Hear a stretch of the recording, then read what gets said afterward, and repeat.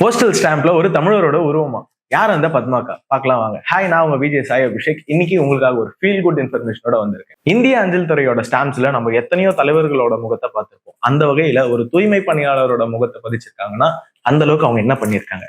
பத்மாக்கா வந்து பாத்தீங்க அப்படின்னாக்கா சென்னை டி நகர்ல துப்புரவு துணையாளரா ஒர்க் பண்ணிட்டு இருக்காங்க. இவங்க கடந்த ஜனவரி 12 அந்த ஒர்க்ல இருக்கிறப்போ அவங்களுக்கு ஒரு கவர் கிடைச்சிருக்கு. அதுல 45 சவரன் கோல்டு உங்களுக்கு கிடைச்சிருக்கு. அதோட மதிப்பு கிட்டத்தட்ட 68 லட்சம் அப்படின்னு சொல்லிட்டு இருக்காங்க.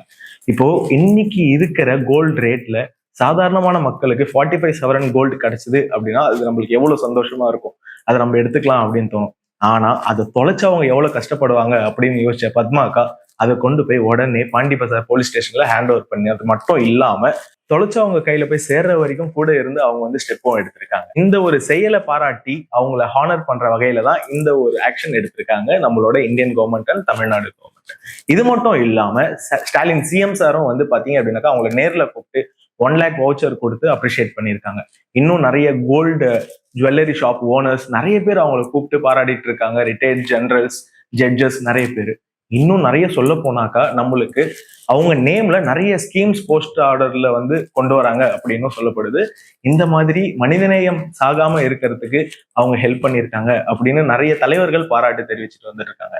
நிறைய இடத்துல தூய்மை பணியாளர்களை மதிக்காம அவங்கள இக்னோர் பண்ற மாதிரியான வீடியோஸ் நிறைய பார்த்திருக்கோம். அவங்க சில இன்டர்வியூஸ்ல தண்ணி கேட்டிருக்கோம், நீ எப்படி அழுக்கா இருக்க, எப்படி உங்களுக்கு தண்ணி கொடுக்கறதுக்கு ஜெக்ல, பாத்ரூம் ஜெக்ல எல்லாம் தண்ணி கொடுத்தாங்க அப்படின்ற வீடியோஸ் எல்லாம் நம்ம பார்த்திருக்கோம்.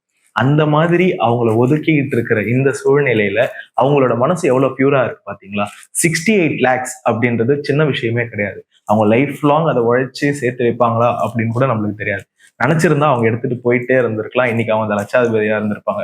ஆனா தொலைச்சவங்க எவ்வளவு வேதனைப்படுவாங்க, அவங்களோட ஹார்ட் எவ்வளவு கஷ்டப்படும், அவங்க என்னத்துக்காக அந்த கோல்டு வாங்கி சேர்த்து வச்சிருக்காங்க, அதெல்லாம் யோசிச்சதுனாலதான் அவங்க எடுத்துட்டு போய் அதை சேர்த்திருக்காங்க இல்லையா. அவங்களோட மனசையும் அவங்களோட செயலையும் ஹானர் பண்ற வகையில கவர்மெண்ட் ஸ்டெப் எடுத்துட்டாங்க. உங்களுக்கும் அந்த மனசு இருந்தது அப்படின்னாக்கா நீங்க இந்த வீடியோவை லைக் பண்ணி கமெண்ட் பண்ணிட்டு உங்களோட ஃப்ரெண்ட்ஸுக்கு இந்த இன்ஃபர்மேஷனை ஷேர் பண்ணுங்க.